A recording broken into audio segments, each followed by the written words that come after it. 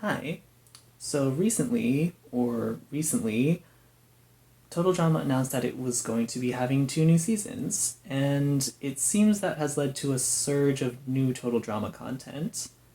Of course, that got people talking about the best and worst seasons, and I noticed that All Stars was frequently placed last, which compelled me to rewatch it.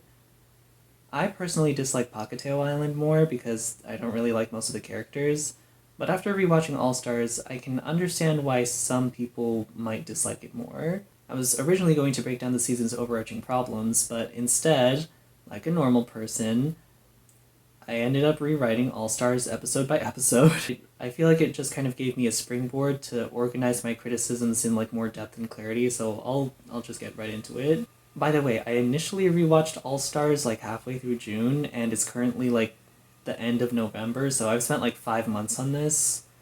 Also, because I'm reading off a script, I probably won't be looking at the camera most of the time, so if that's off putting to you, that's your problem. For the sake of simplicity, I set up some ground rules for this rewrite.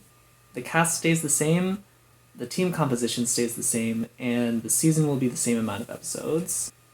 I specifically wanted to see how All Stars could be improved, so I tried to work as closely as possible to like the existing version of it. I personally would have preferred Brick over Sam, and classic competitors like Owen and Lashana are equally deserving of Lindsay's spot, but changing the cast could drastically affect the character dynamics and plot progression, and I kind of needed these two characters as like disposable characters for like the beginning of the season. I wanted to retain the heroes versus villains dynamic just because it allows the old and new contestants to interact immediately, and that's like the main draw of this season. And lastly, I'm keeping the episode constraints so that the pacing stays tight, even though it probably would have been more appropriate to give an all-star season a longer runtime. This season could probably be better without all these constraints, but personally, I'm not an experienced writer, so I wouldn't know how far I should deviate from all those elements. So I just feel more comfortable putting out these like limitations. However, I am willing to shuffle or completely change challenges themselves because honestly, challenges are just a means to position characters for winning, losing, and character development. My revisions are structured around the finalists, and I ended up sticking with Mike and Zoe. I basically disqualified all the previous finalists since, they've already had their chance at the spotlight, but also just because, like, none of the remaining contestants, so that's, like, Courtney, Lindsay, Sierra, Joe, Sam, and Scott, none of them have an existing relationship that I could build on easily. I admit there's an element of favoritism at play because I do like Mike. However, I also wasn't satisfied with the direction of his storyline this season, so hopefully I can improve it.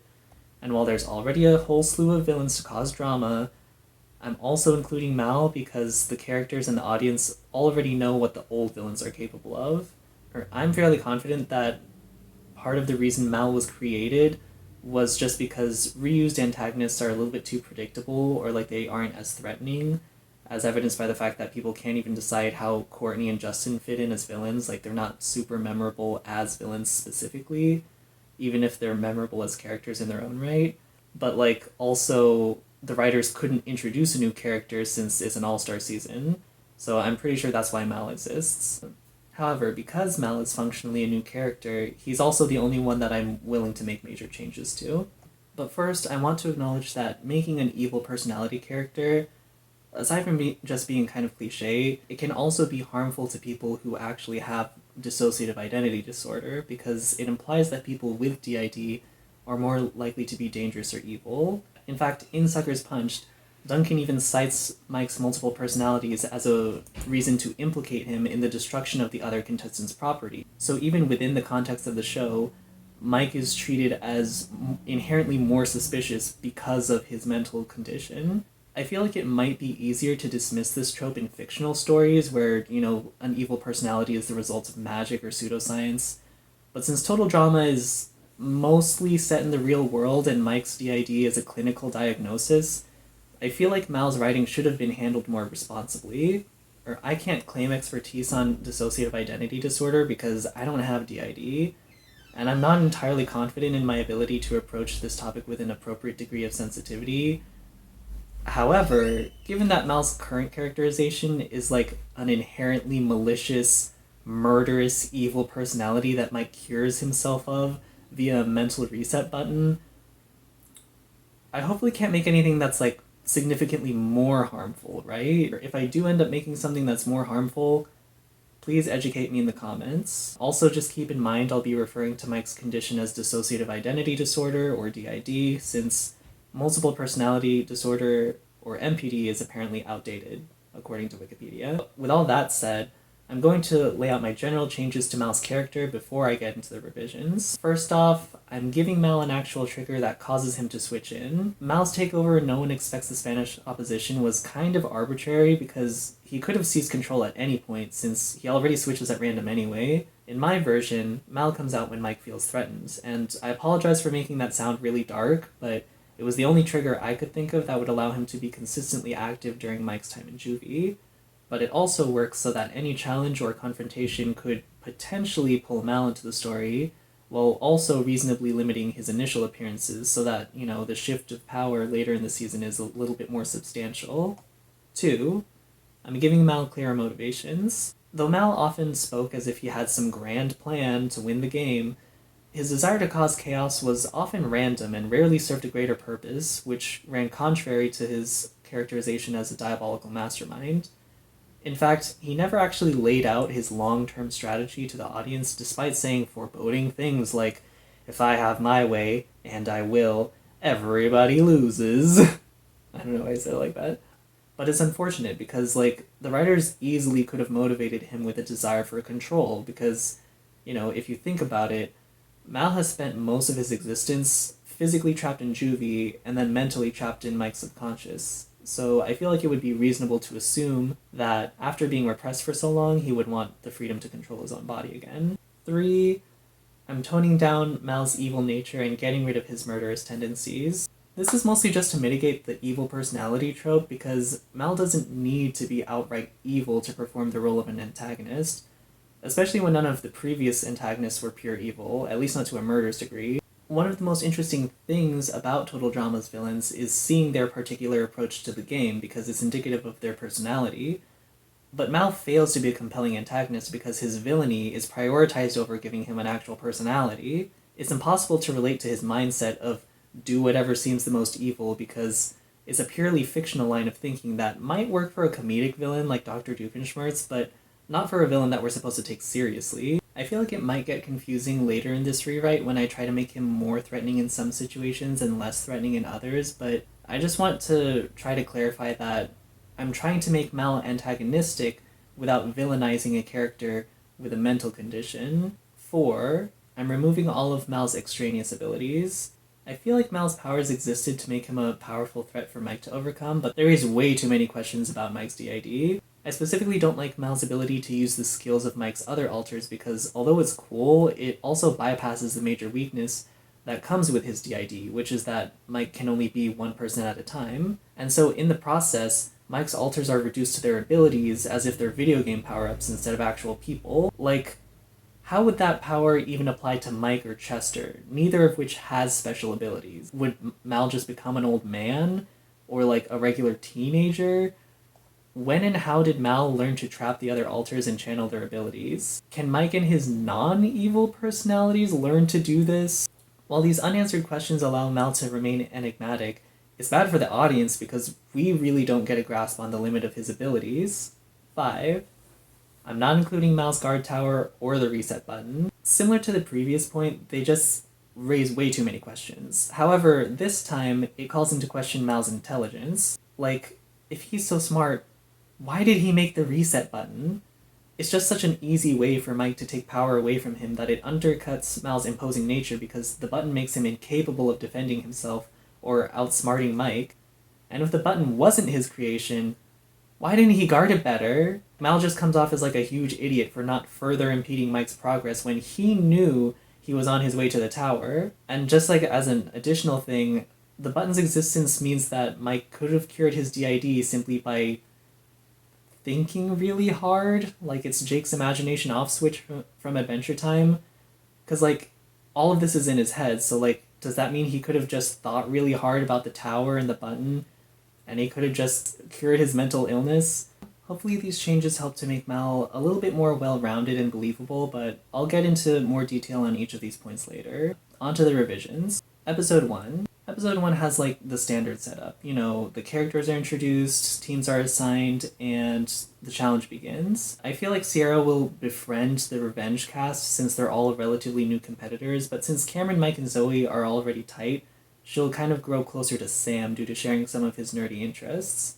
Zoe will reach out to her as well because she said she was a fan of Total Drama, but it also reflects her growth from Revenge and shows how she's become more confident when it comes to socializing with others.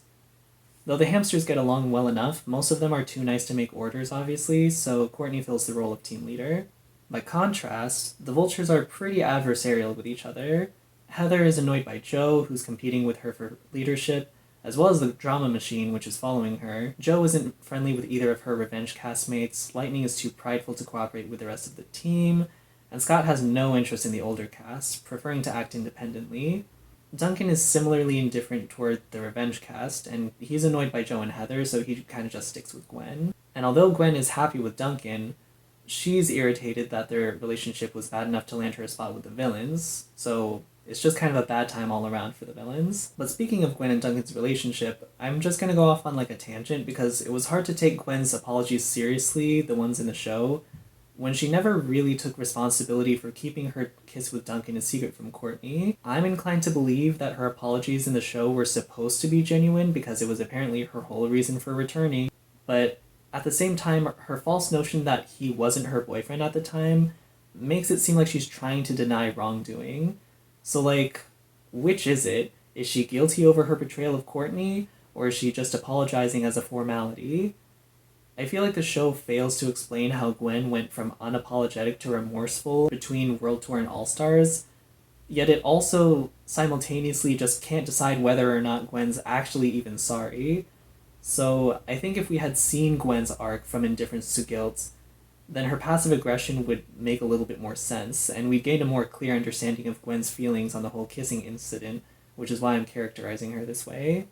But back to the main plot, I'm releasing Mal in this episode rather than the next, so I want to give Manitoba some screen time like an Evil Dread, since, you know, Svetlana and Vito already received a lot of screen time in the previous season. I'm keeping this beat because, you know, having Mike willingly switch personalities perfectly shows his growth from Revenge of the Island. I just thought it was odd that the writers chose to reintroduce Alejandro in the first episode instead, when he's comparatively way less integral to the plot than Mal is. I don't know if the challenge will be the same as Evil Dread, since it's not nearly as exciting or nostalgic as the cliff dive, but I've already said that the specifics of the challenge aren't too important to me. So long as one of Manitoba's skills are useful, it should be fine. Despite the villain's utter lack of chemistry, the heroes lose due to Lindsay's absent-mindedness, and she is eliminated, though the narrative reason for eliminating her first is just that she doesn't have any strong relationships with the other characters.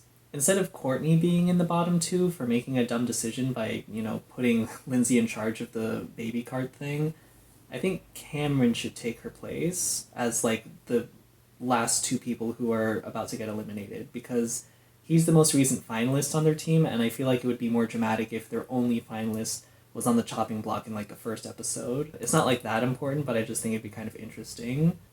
He'd probably be there for his lack of physical contribution to the challenge, but obviously he has, like, his friends and his intelligence is an asset, and so that would prevent him from being voted off. I also wanted to set a trend where the hamsters lose most of the challenges, because almost all the previous finalists and antagonists were on the villain team, and I just feel like it'd be ironic if the heroes kept losing, kind of like how Team Victory kept losing in World Tour. Okay.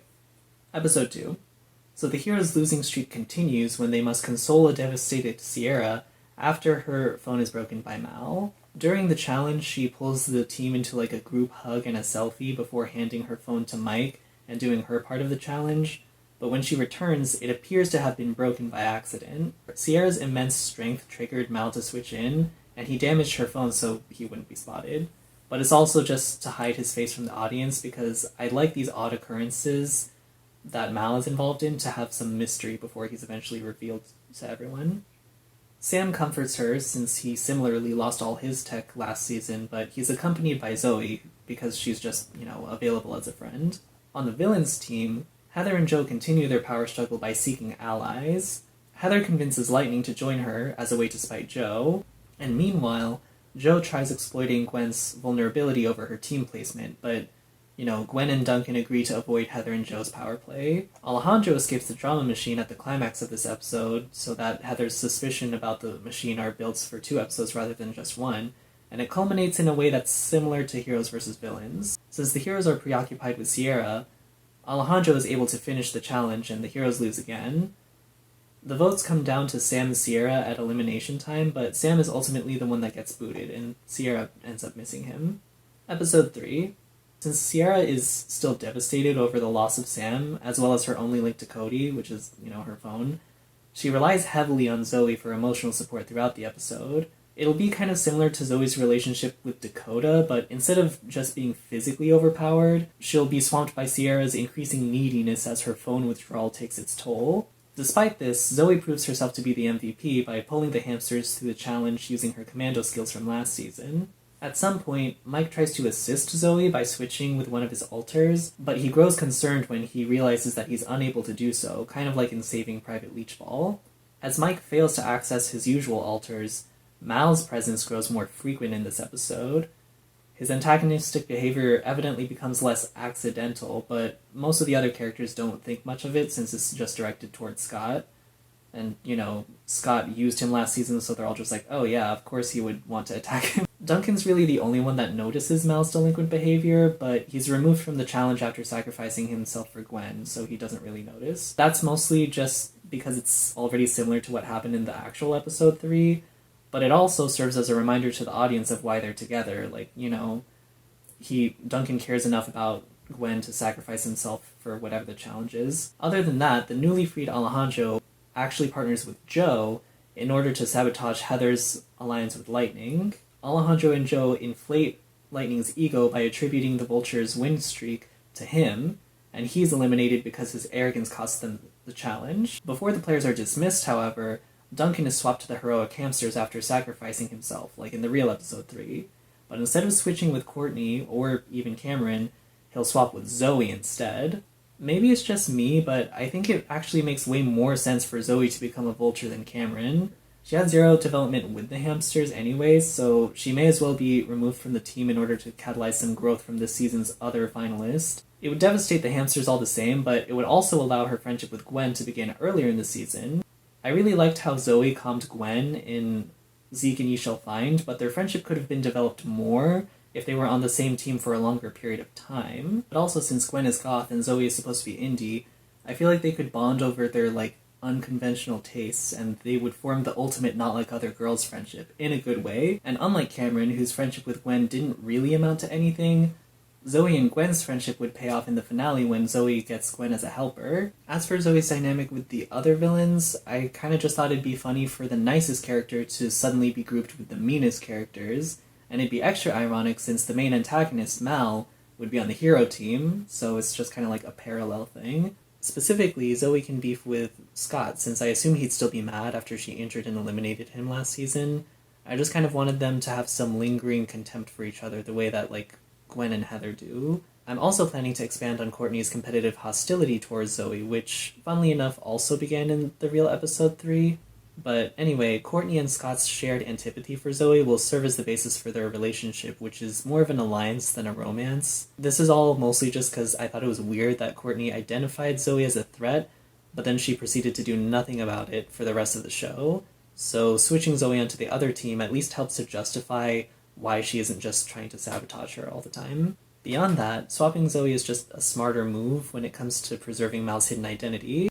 By keeping Zoe and Mike on the same team, the writers had to continually dumb down Zoe so that she would either, ignore or, not notice Mal's obviously out-of-character behavior, presumably because she would have intervened and stopped Mal's story. If they had just separated them, Zoe would be able to retain some brain cells, and we'd be able to see her and Mike both grow without each other. Besides, we've already seen how Cameron functions without Mike and Zoe, but we haven't seen Zoe compete without Cameron, nor have we seen Mike without Zoe. On the other hand, we did get to see how Mike functions without his alters in the real show. Honestly, I thought it was kind of sweet how Mike had grown to, accept and even miss his alters after seeing them as a nuisance throughout Revenge of the Island. However, I wish more time had been spent on showing Mike cope with their sudden absence, so this is just the beginning of that plot thread. The final topic that warrants discussion is basically just Joe and Heather's rivalry. I feel like their dynamic was a pretty interesting idea in the show because, they're both authoritative leaders with a propensity for controlling their weaker-willed teammates. But in my opinion, the relationship should have grown beyond just bickering with each other. Their individual alliances with Lightning and Alejandro in this rewrite exist to bolster their animosity toward each other. And in Joe's case, it also exhibits a departure from her strategy in revenge, since she treats Alejandro more like an equal with a common goal. So on top of eliminating Lightning through a deliberate strategy, rather than purely out of his own hubris, I'm also able to give Joe a little bit of character development. But aside from that, I also just wanted to give Alejandro more to do in the early part of the season, because in the show he waited like 6 episodes to plot against Heather, which was weirdly inactive for a character as notoriously devious as him. Episode 4. With Lightning gone, Heather decides to start buttering up Zoe since she's a new teammate with no allies, but Alejandro and Joe deliberately wedge them apart at every opportunity. Zoe is already wary of Heather since she knows her playstyle, but the team infighting and hostility with Scott certainly don't help her feel welcomed either. With no other allies, Zoe gravitates toward Gwen, who also got separated from her only other ally, which is, Duncan. As the only other nice characters on the team, they bond throughout the episode and become friends. While Gwen is bonding with Zoe, Duncan is stuck arguing with Courtney for most of the episode over the kissing incident, though at this point he seems less engaged than he would have been during World Tour. He's able to catch more glimpses of Mal since I'm ripping the Blue Harvest Moon challenge from Moon Madness, but he always gets pulled back into arguing before he can really connect the dots. The only reason Cameron doesn't notice Mal is that Sierra's phone withdrawal has reached its peak, and she starts getting into shenanigans with Cameron after, hallucinating that he's Cody. After her hallucinations cost them the challenge, however, the hamsters vote her off. My goal in modifying Sierra's storyline was to tighten its pacing because the writers really drew out a 1-episode concept for like 5 episodes. It was fine to retread her most notable gag, that being her Cody obsession, but she should have been given room to develop a few new friends before losing her mind. Instead, the writers applied her obsession to a character who isn't even that similar to Cody outside of being frail, and her hallucinations actually started right before her phone broke, so the story really did last way longer than it needed to.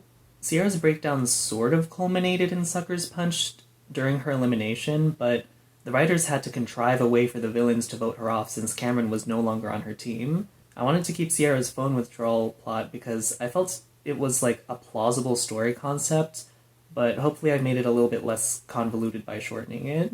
For similar reasons, I've altered the placement of the Blue Harvest Moon challenge because I felt the progression of Duncan and Mike's interactions was paced awkwardly in the show since Duncan basically spends 3 episodes thinking Mike is familiar for no reason. Since Duncan was already on board the hero team, it seemed like the best time to start intensifying his suspicion of Mike by making this Mal's first episode-long appearance as well as his proper introduction. As for Mal's personality, we've already seen his aggressive tendencies with Scott, as well as his willingness to damage other people's property, so in this episode we see that Mal is kind of like an emo loner. Personally, I think emo fits more with Mal's aesthetic than chaotic evil mastermind, and I feel like it matches better with his inconspicuous nature.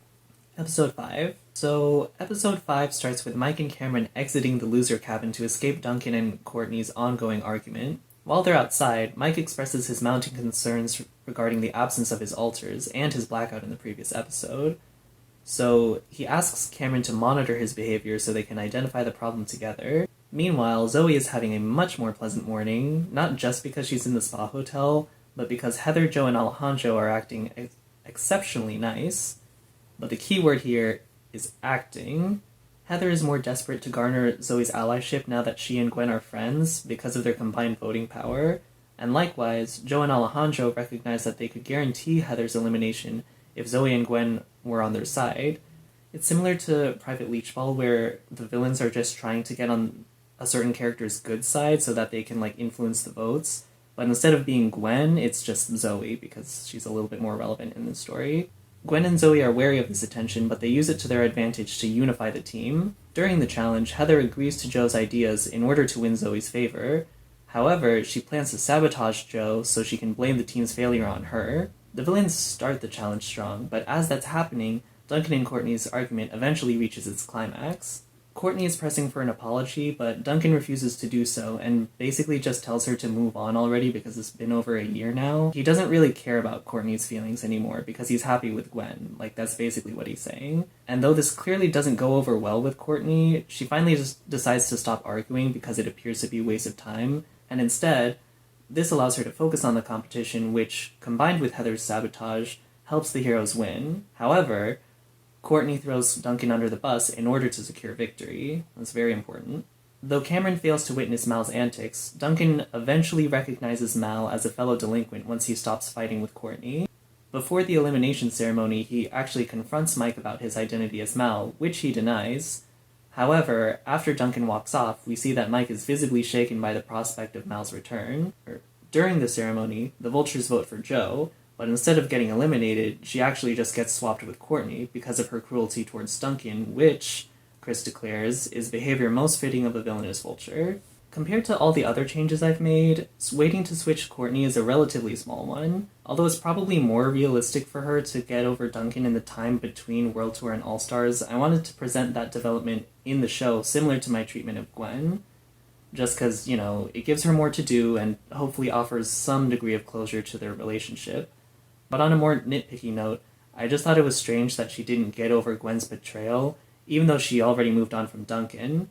Like, Gwen was only her friend for an episode. It's kind of ridiculous that a relationship that short ended up being the thing that stung more than getting cheated on by her boyfriend for the past 2 seasons. But anyway, I think it's more appropriate for Courtney's act of villainy to be tied to the maltreatment of her ex, rather than just her being a coward and hiding behind Sam as a human shield. Aside from that, the other notable change is the pivot away from Duncan's fear of Mal and the pivot toward Mike's fear of Mal. Though Duncan stated that Mal caused trouble just for the fun of it, he did a very poor job of articulating exactly what horrible things Mal could have possibly done to be running Juvie. Mal was clearly written to be an overwhelming force in order to make him more intimidating, but since he would have presumably acquired a similar set of skills from Juvie, it would have given the audience a better perspective on Mal's competitive viability if he were Duncan's equal instead. Still, if anyone should be scared of Mal, it's Mike, because he stands to lose a lot more than Duncan if Mal is in charge, namely his friendships and his reputation. And consequently, giving Mike the awareness and agency to counteract Mal doesn't diminish the tension between them, because Mike's fear of Mal suggests that he's harder to subdue than his more benign personalities, which were already hard enough for him to control. Episode 6. Due to the unexpected team swap, both Alejandro and Heather are without allies, and as the most threatening players, they are prime candidates for elimination, so they begrudgingly enter a secret alliance to pull their team together, win, and therefore evade elimination, at least until the merge. Courtney is a bit hard to persuade since she doesn't want to associate with Gwen or Zoe, but Alejandro uses her resentment toward Duncan as motivation to beat the heroes. And meanwhile, Heather threatens to join Scott and Courtney in a vote against Zoe if she and Gwen don't cooperate with her. Yeah, Gwen expresses frustration over the fact that Courtney's grudge is being weaponized against her friend, but Zoe's more sympathetic toward Courtney because she understands the utter shittiness of seeing your boyfriend kiss another girl, and she might even reference that episode of Total Drama Island where Gwen spots Trent kissing Heather, and so all of that causes Gwen to introspect and reconsider if she has become the Heather in this love triangle scenario. And so as all that's happening, since Courtney doesn't like Gwen or Zoe, and she doesn't entirely trust Alejandro or Heather, she decides to find an ally in Scott instead, and they struggle to connect at first, but they find common ground in their manipulative behavior and also their dislike of Zoe by the end of the episode at least. Unfortunately for Jo, the other heroes don't really like her. Duncan still doesn't want any part of her feud with Heather, and his rebellious nature leads him to just ignore her orders. But to his surprise, Cameron is even more resistant to Jo because of the way she used him last season. And so while Jo is trying to establish her authority to prove she's a better leader than Heather, Cameron puts forth his own plans during the challenge. Duncan grows to respect Cameron's sudden edge, and ends up siding with him and Mike. However, the hamster's inability to cooperate costs them the game, and they all choose to eliminate Jo, but for real this time. Though it sounds a bit unceremonious, eliminating Jo due to internal team conflict seemed like a better way to settle her rivalry with Heather than for her to just foolishly fire a leech cannon at her own team. In the show, Joe and Heather both wanted to control their team by becoming its leader, so this episode exists to directly compare their ability, or inability, to persuade and manipulate their teammates. But also just because, since I couldn't justify giving Joe any new allies, I just decided to cut her time here. But regardless, 6 episodes seems like a solid amount of time to thoroughly explore and develop their rivalry in enough depth. But at the same time, this episode serves as an opportunity to show that Cameron has retained his character development from last season. I think the only other plot point that warrants further explanation is Duncan's respect for Cameron, which is admittedly a strange choice, but I'll delve into it more in the next episode. It's mostly just a replacement for Duncan and Zoe's friendship, since I couldn't get them onto the same team in this rewrite. Aside from that, the other changes are pretty easy to explain. Scott and Courtney have a more organic foundation to their relationship than compared to Moon Madness and No One Expects. Gwen and Zoe's friendship has more narrative utility now that Heather is exploiting it. And Alejandro's sudden loss of allies gives him a more urgent reason to pair up with Heather compared to their alliance in No One Expects. Heather and Alejandro's alliance also gives them a chance to be a functional duo to give us some cool, evil power couple moments for a couple episodes. Episode 7. So, episode 7 begins with Gwen deciding to break up with Duncan after considering her conversation with Zoe from the previous episode. Though she still has feelings for him and they're both happy together, Gwen's guilt from World Tour has completely resurfaced by now and made her too uncomfortable to continue their relationship.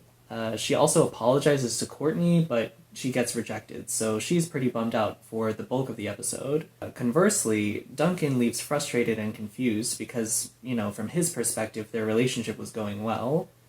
But on his way back to the hero's cabin, Duncan lets out some of this frustration on Mike, maybe through a shove or disgruntled threat, and that causes Mal to switch in. Before Mike can switch back, Chris calls for the start of the challenge, so Mal ends up walking with Cameron while trying to keep his suspicions low. However, Cameron is on the verge of discovering Mal, so Mal trips him and breaks his glasses before he can figure it out. Unfortunately for him, Duncan is right behind them, and he later warns Cameron about Mal anyway, while putting up an intimidating front against Mike, which just leads Mal to appear more frequently. This is complicated, I know. Mal tries to sabotage and discredit Duncan while evading Cameron's notice, which is easy due to his broken glasses. But Mike's inconsistent behavior makes Cameron unsure of who to trust. Luckily for Mal, when Cameron is in need of help near the end of the challenge, Mike comes to his rescue and regains his trust.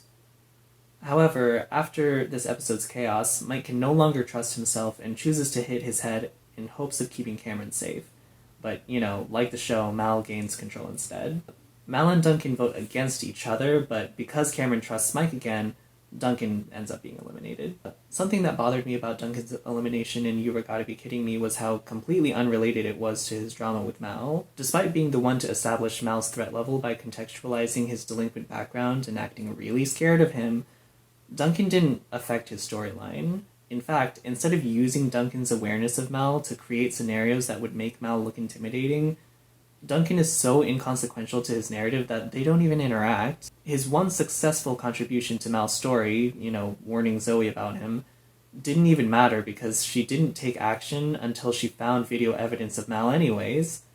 It felt like the writers were just using Duncan as a prop to elevate Mal because, aside from being insecure over his bad boy image, he didn't really do anything else this season. Since Zoe didn't contribute much to Mal's storyline, I've just kind of repurposed her scenes with Mike and Mal to include Duncan or Cameron instead as a way to better integrate them into his plot and condense certain story beats. This enables Duncan to take more decisive action against Mal because he already knows him, instead of letting Zoe just meander around, and it allows Duncan to show his soft side while still keeping his tough side intact because, he's defending someone but he's also being tough about it.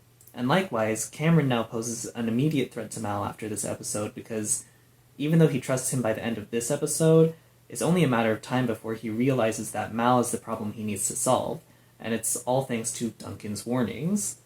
And so by setting up Cameron as Mal's next target, Duncan has left a stronger and more immediate impact on Mal's story by heightening the tension between them. In addition to escalating the conflict between Mal and Cameron, I also wanted to create more tension leading up to Mal's acquisition of control, since there wasn't much build-up in the show. Though Mal caused chaos in his first few episodes, he didn't really do anything in No One Expects specifically. At least nothing that I would consider bad enough to scare Mike into doing something as reckless and extreme as dropping a boulder on his head, which was more dumb than brave because Mike didn't even know why he was doing that. That's why I wanted to give Mike more agency by being aware of Mal, so that even if his attempt to stop him is ultimately a mistake, he's not just dropping a rock on himself to solve a problem he doesn't fully understand. And in this rewrite, Mike's constant switching is meant to create a volatile situation that pressures him into taking drastic action, so he's not just, doing it because. As a bonus, I just thought it'd be nice if Mike was motivated to protect Cameron instead of Zoe, to exhibit, how much closer they've become, and to show that Mike doesn't just care about his girlfriend. But speaking of girlfriends, the only other notable change this episode was Gwen's breakup with Duncan. In all honesty, my reason for ending their relationship was actually that I had to prolong Gwen's time on the show, because I had already planned to eliminate a few other characters before her, but also just because, since the love triangle is already one of the most maligned elements of the show, setting up a reconciliation with Courtney seemed like the most obvious way to extend Gwen's relevance to the story. But obviously, since Courtney probably wouldn't accept any apologies from Gwen if she was still dating her ex, dumping Duncan had to be covered first on, Gwen's redemption arc. I guess I'll just say it's a redemption arc. Since Gwen and Duncan did break up in the show, I'm going to give credit to the writers for acknowledging its necessity in progressing Gwen's character. However, I felt the miserable state of their relationship leading up to their breakup was very misguided. It may seem pointless to make Gwen and Duncan a happy couple if they're going to break up anyway, but making them neglectful and bitter toward each other completely defeats the point of making them a couple in the first place, because it disappoints the only sect of the audience that would have enjoyed seeing them together. And so although it might make them seem like worse people to the audience, it's imperative that Gwen and Duncan are happy in their relationship, because otherwise the cheating wasn't worthwhile for them either. If Gwen had ended their relationship for reasons other than dissatisfaction, it would have at least left room for them to still be friends, and it would show that Gwen has matured enough to take responsibility for her part in the love triangle fiasco, even though it's not, completely her fault or anything. Episode 8. So, with half the season over and only 2 heroic hamsters left, the teams finally merge in this episode. Gwen joins Zoe, Cameron, and, Mike as they reunite for a friendship alliance, while Scott and Courtney enter their own alliance to antagonize Zoe. I get the vibe that Courtney will still be kind of the leader type, while Scott will be more of a grunt. But also, with the teams dissolved, Alejandro and Heather can no longer manipulate their teammates, so they also begin to plot against each other while pretending to continue their alliance. Mal similarly starts plotting against Cameron, who ends up exiting the competition due to injury, like in Zeke and You Shall Find, but I'll get into that in a second. Lastly, Alejandro wins immunity as set up for the next episode. Since the episode mostly focuses on alliances that were already developed in the show, I'll just skip straight to explaining how Mike will be handled going forward. The main difference from the canon is that Mike's entrapment has nothing to do with Mal, who really just wants to live his life and is largely just apathetic toward Mike and the other alters. This allows Mal to still be portrayed as self-centered without delving into pure evil, and additionally, to ground Mike in the reality of the show, his subconscious will simulate the outside world, but in an abstract way, because each season leading up to this has had an increasingly dynamic environment, and, it just seemed like wasted potential not to use Mike's subconscious for a more visually interesting setting, especially when Camp Wawanakwa itself has reverted to being just a normal campsite again. Though I doubt people with DID experience the world this way, Mike's mental journey serves to give him agency in a situation where he otherwise wouldn't have had any, and that limited agency is probably the reason Mike and Mal's positions were reversed in the show, because, examining the unique thoughts and feelings of a particular alter is among the most interesting things you could do with a character diagnosed with DID, but it's much easier to explore if they have more screen time. That's why I tried to give Mal more complex motivations based on his experience as a prisoner to his own mind.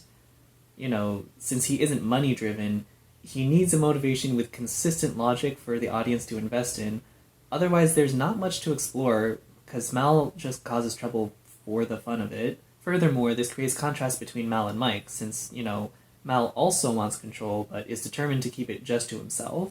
All of this baggage is highlighted in this episode by establishing the lengths Mal will go to keep his identity hidden as he impersonates Mike.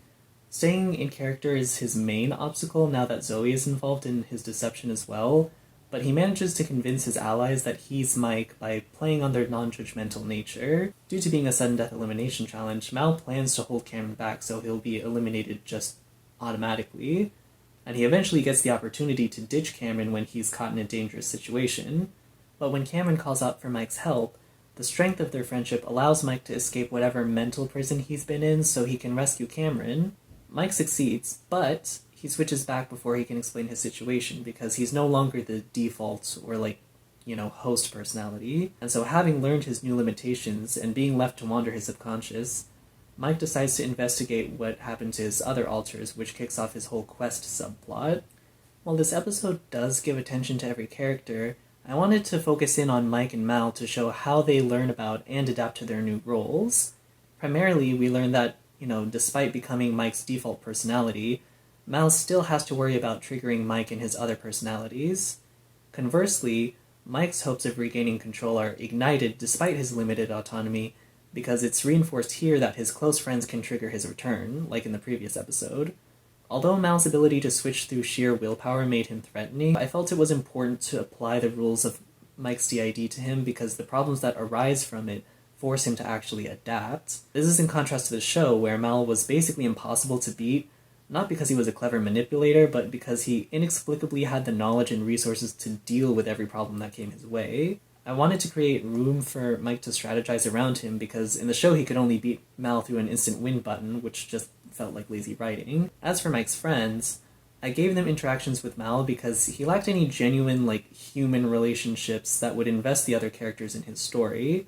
So rather than making him an expert impersonator right off the bat, I felt it would be more interesting for Mal to struggle a bit before successfully convincing everyone that he's definitely Mike, you guys. I also think it'd be just funny if he ended up genuinely bonding with Cameron, Gwen, and Zoe, because I can't imagine that Juvie was a very friendly place, so suddenly being surrounded by a group of friendly, non-hostile people would totally throw him off his game. And the interests and hobbies that he developed during his time in Juvie would directly clash with their expectations of Mike, but since they're all sheltered loners to some extent, they just try not to be judgmental. That's what I meant when I said he's playing on their non-judgmental nature.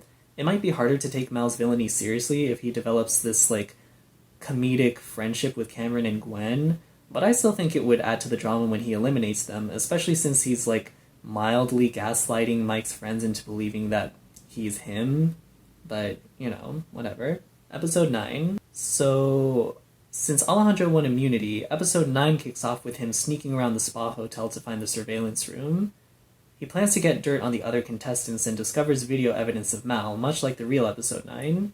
As Alejandro watches the incriminating footage, the scene switches to Mal and the other contestants who are still asleep.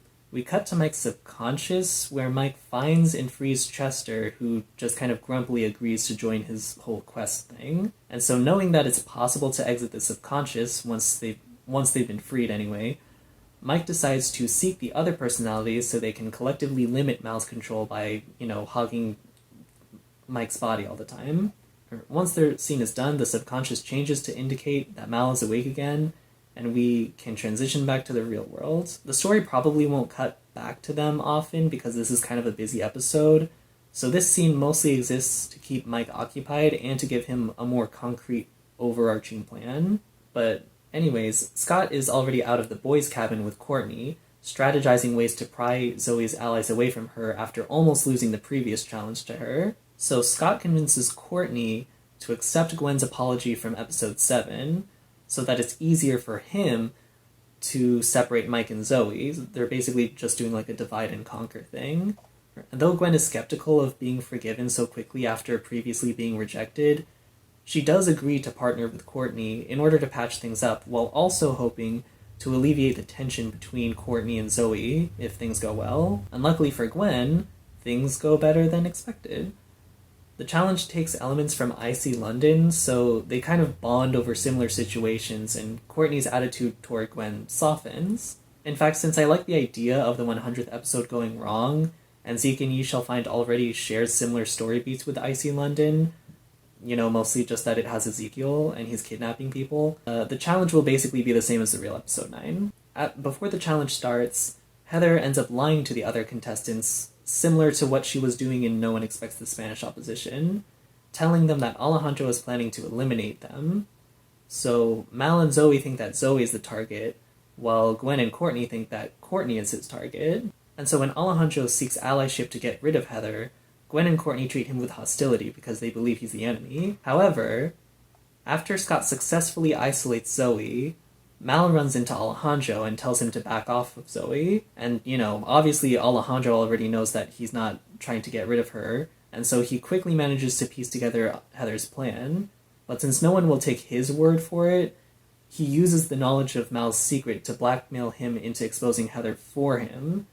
And so once Ezekiel gathers everybody together, aside from Courtney, Mal starts talking about Alejandro's supposed target, Zoe, and that confuses Gwen, which prompts her, and then everybody else, to recognize Heather's manipulation and turn against her. Courtney wins the challenge and invites Gwen to the spa hotel in order to solidify their friendship, and Heather is voted off, and Alejandro is just exiled to Boney Island, since everyone just agrees that he's still a threat.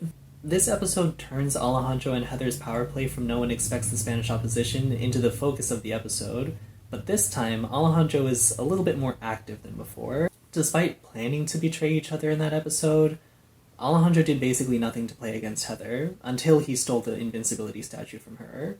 So if she hadn't found the statue, he would have been screwed, which is why I wanted him to strategize before resorting to his trump card, being Mal in this case rather than the statue.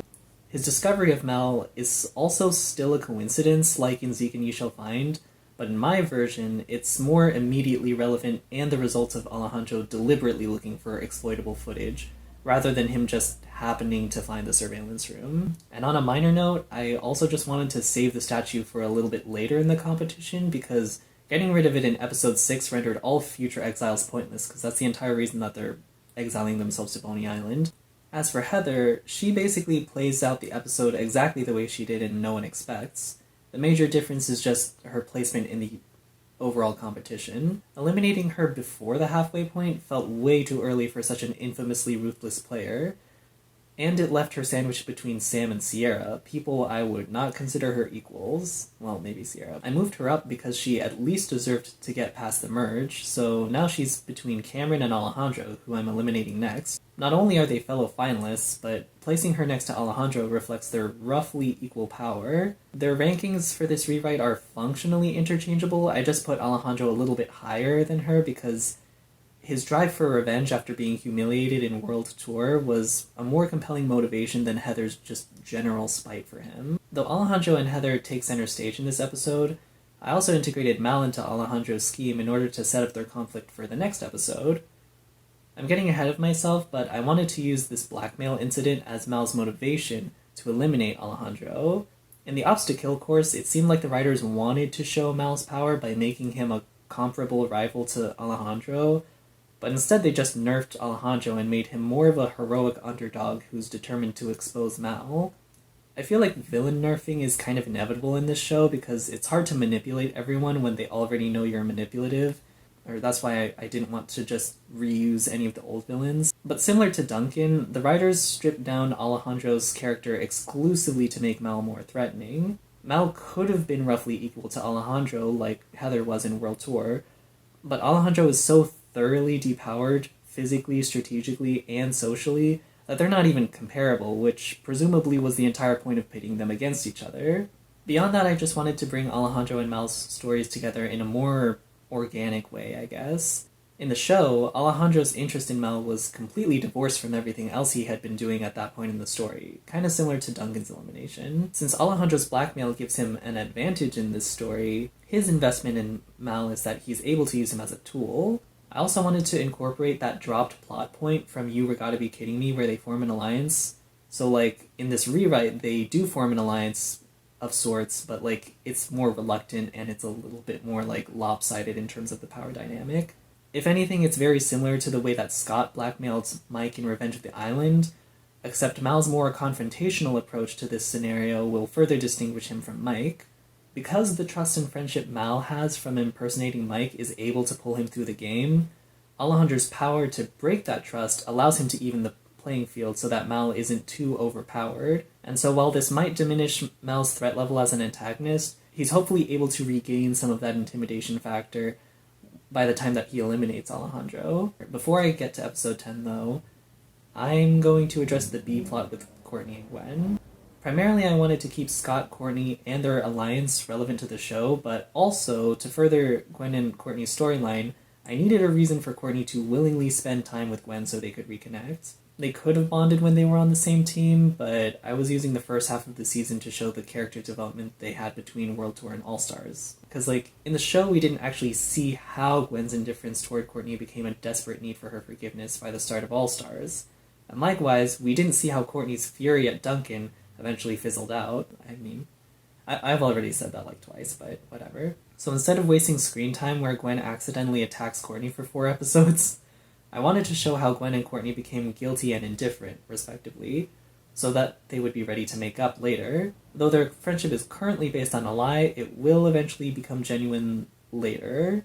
Episode 10. Episode 10 starts in the spa hotel again, with Gwen and Courtney continuing to act friendly. Courtney is basically ready to reconcile with Gwen, but she's not yet willing to reveal her reasons for befriending her in the first place. She talks to Scott, who's planning to get rid of Zoe, Mike, or Gwen, but Courtney is hesitant to vote for Gwen now that they're friends again. She continues to actively ignore him during the challenge, which makes Scott wonder if she's taking their plans seriously. But anyways, the players are brought to Boney Island, where Alejandro is waiting. Mal is eager to get Alejandro out of the competition before he's exposed, so he strategizes with Zoe. So Mal will try to get close to Alejandro and hold him back so he can be eliminated, while Zoe tries to win the challenge like in the obstacle course, and, she can bring Mike to the spa hotel afterward. Alejandro himself plans to win and get rid of Mal despite his usefulness, because he just kind of assumes Mal will retaliate soon enough for being manipulated. I think the challenge should combine the treasure hunt from The Bold and the Beautiful and the dangerous mutant creatures from No One Expects, and the treasure they're hunting includes memorabilia from across the series.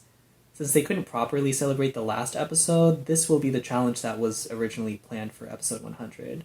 But also this time, the 100th episode celebration lands on a less awkward episode number, because who wants to celebrate episode 100 on episode 9? That was just a weird number, but I know they can't help it. Ultimately, the main reason for setting the challenge on Boney Island is just to give the players a chance to find the invincibility statue. Alejandro, of course, manages to find the statue after multiple setbacks from Mal, probably because he's been sent to Boney Island for the past couple nights. And so Alejandro continues to search for his treasure while saving the statue as a contingency plan. But Mal manages to steal it during a physical altercation at the climax of the episode, though the audience doesn't witness it that clearly. Everyone votes for Alejandro, who tries to pull out the invincibility statue, but he realizes it's missing, and immediately he's able to deduce that Mal took it. And so before getting the flush, he tells Zoe about Mal and the DVD to get back at him. Thankfully, Zoe doesn't win, so she can't really search the spa hotel anyways, and she doesn't really believe Alejandro either, but he does refer to Mal by name instead of an ambiguous greater evil, so there's less room for Zoe to misinterpret this warning. So instead, Scott is actually today's winner, and he actually exiles Zoe, and he brings Gwen to the spa hotel because if Courtney won't stick to the plan, he'll gain Gwen's trust and do it himself. I'll get more into Scott's plan in the next episode, so for now I'll just explain the changes I've made to Mal and Alejandro's dynamic and storyline. First of all, I wanted to replace their conflict from the obstacle course with something less physical in order to slow the pace and focus more on strategy, which is why I specified the challenge as a treasure hunt. I mean, maybe there'll be a race to the finish once you get your treasure, but, whatever. It wasn't inherently wrong to make Mal strong in the show. I mean, Mike was able to handle a mutant gopher and punch a shark in the face during Revenge of the Island, so let's give him some credit for his strength. But let's not pretend his ability to completely overwhelm Alejandro in every aspect of the competition was anything more than the writers trying to make Mal threatening. Like I said in the previous episode, the problem with making Mal so powerful was that the conflict ended up being very one-sided, and Mal essentially just filled Alejandro's role as the big bad guy, rather than having his own set of strengths that defines him. That's why the way that Mal deals with Alejandro in this episode is a little bit different. His main focus in this episode is just hindering Alejandro by using tricks he learned from Juvie, And at the same time, Alejandro's intelligence and intuition allow him to surpass these obstacles until, the very end. This way they have more of a back and forth, but also I just wanted to remind the audience that Mal did in fact go to juvie, since that aspect of his character it's not really reflected in his behavior on the show, so I kind of felt like this was a good opportunity for that. But also just because, it felt unnecessary for Mal to campaign against Alejandro in the obstacle course, because it's not difficult to convince everyone that Alejandro is a threat that needs to be eliminated next. It was fine when Heather tried pulling that, because she's arguably just as strong a player as Alejandro, more or less. So when she's spreading rumors about him, she's really just trying to get the target off her back and onto her biggest rival.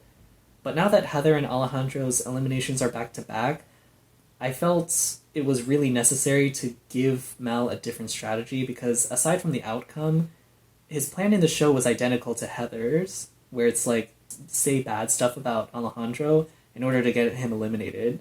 It's just that when Mal does it, it works. So rather than copying Heather's plan from No One Expects, I took Alejandro's statue stealing plan and gave it to Mal instead. That basically means Alejandro takes Heather's place as the person who gets stolen from. The only difference is that, Alejandro keeps the invincibility statue on his person so that Mal has to pickpocket him. I didn't want Mal to just spot Alejandro hiding the statue, because when that happened to Heather in the show, it was pretty obvious that Alejandro was going to steal it from her, and that just kind of ruined the tension for the rest of the episode, even though it's not that long. But that's why in this version, Mal snatches the invincibility statue without Alejandro noticing, so that Alejandro, and by extension the audience, don't realize that it's gone until the elimination ceremony, which is just a little bit more dramatic.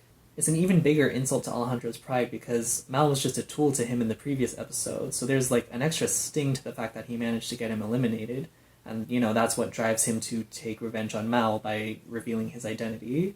I wanted Mal to be the one who stole the invincibility statue just because it's such a powerful item that's best suited to establishing the main antagonist as a threat, like it was last season. And, Alejandro doesn't need to be made any more intimidating, since we already know he's an effective player. On that note, I feel like the reveal of Mal's identity in the story is also more dramatic compared to the show. Part of this is because Mal has anxieties over being exposed, but also he has actual beef with Alejandro going into the episode, unlike their relationship in the show, which basically started and ended in the obstacle course. Their dynamic in that episode was honestly really weird, because Alejandro was kind of framed as the underdog in that situation. He was kind of the protagonist in a noble pursuit to expose the true villain of the show. And that's just an objectively strange way to characterize the most underhanded and manipulative contestant in the series. The most baffling thing about this was just that Alejandro gains nothing from warning the other players. He easily could have allowed Mal to run amok, since it's not like he cares about anyone left on the show anyways. He also just didn't have much reason to be hung up on Mal, which is why I incorporated their superior-subordinate relationship, so that when it's subverted, Alejandro has a desire for revenge against Mal. But with all that out of the way, I could finally get to Mike's part of the story, because it didn't flow with the rest of the summary. The subconscious part of the episode starts with Mike getting frustrated over Chester's constant complaining, and they start arguing the way a cranky old man and an anxious teenager would before they stumble across Svetlana. 2 people are needed to free Svetlana from whatever force or mental blockage is trapping her. It's probably has something to do with the environment. So Mike and Chester work together and make up in the process. I'd like to make use of each additional party member on Mike's journey, because they basically contributed nothing in the actual show, and this is the only scenario I could think of where Chester would be useful. It's they need to team up to free her. Or giving Mike's alters a chance to put their unique skills to use is meant to make them feel a little bit more connected to the action of the show by giving them their own challenges to overcome. I want to prioritize the development of Mike's relationship with his alters, because their interactions in All-Stars were scarce and uninformative. They were given random tasks with no relevance to their characters, but since Mal isn't the cause of their imprisonment in this rewrite, I can just skip all that and focus on Mike's dynamic with his other personalities. Because, the interesting thing about Mike's subconscious as a setting is that it allows his personalities to interact in ways they otherwise wouldn't be able to, because, usually only one of them can be out at a time. For example, Chester usually switches in once Mike experiences a certain level of stress, but here we're able to see what a frustrated Mike looks like without Chester replacing him. And while Svetlana is possibly Mike's most versatile and useful personality, or this is probably like the only scenario you'll see her in where like she isn't able to be useful, her gymnastic abilities aren't the solution to the problem, I guess. I'm not exactly sure what is keeping her down, but it will probably just relate to Boney Island's environment because, you know, Mal's perception shapes the visuals of Mike's subconscious in this rewrite. Episode 11. So due to Courtney going off script in the last episode, Scott decides that he needs to ensure her loyalty before they can proceed with their alliance. So at the start of the episode, Scott befriends Gwen using the perks of the spa hotel, and then asks her to meet him outside in a few minutes. But first, he convenes with Courtney. Courtney interrogates Scott's intentions for inviting Gwen to the spa hotel instead of her, and Scott explains that he's just trying to make their efforts easier by luring Gwen away from Zoe. In return, however, Scott criticizes Courtney's behavior from the previous episode and questions her commitment to the plan instead, and so to regain his trust, Courtney suggests eliminating Gwen, not yet realizing that she's walked in on their conversation. Gwen blows up at this betrayal and storms off as Courtney trails behind her, trying to apologize, all in accordance with Scott's plan to keep Courtney in line. So at challenge time, everyone is really tense. Gwen is determined to eliminate Courtney, Courtney is fretting over her relationship with Gwen, and Mal is worried about Zoe figuring out his identity now that she has a clue to his existence. All of these different tensions come to a head when Mal endangers Gwen in his effort to surpass Zoe, because it's going to be kind of like a obstacle course situation, and Courtney stays behind to save her. Courtney apologizes for conspiring against Gwen while informing her that she's already forgiven her over the whole boyfriend stealing situation, and because she stayed behind instead of going ahead to win, Gwen believes Courtney and gives her a second chance. However, Gwen redirects her anger toward Mike for throwing her under the bus, and unfortunately for Mal, Zoe manages to win the challenge anyway. Since Zoe won the challenge, Courtney can't vote her off, so she decides to join Gwen and they both vote for Mike. Scott proceeds to vote for Gwen under the assumption that Courtney is sticking to the plan, and finally, Mal decides to vote for Gwen as well, because keeping Scott and Courtney around virtually guarantees Zoe's elimination if he can get her to lose.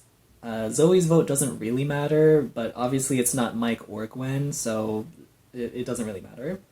So Gwen and Mal are tied for votes, but Mal busts out the invincibility statue, so Gwen ends up being eliminated. Despite this blatant betrayal of Gwen's friendship, Mal still hopes that Zoe will invite him into the spa hotel so he can still look for the DVD.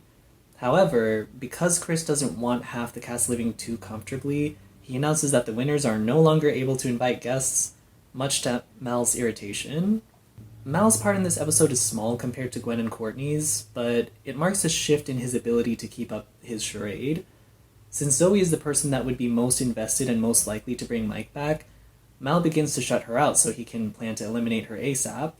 However, Mal's distant behavior reminds Zoe of the way that Mike hid his DID last season, because she kind of just recognizes like when people are being secretive and like not telling the truth and stuff. And that, combined with his uncharacteristic harshness toward Gwen, are exactly what tip her off that something is wrong.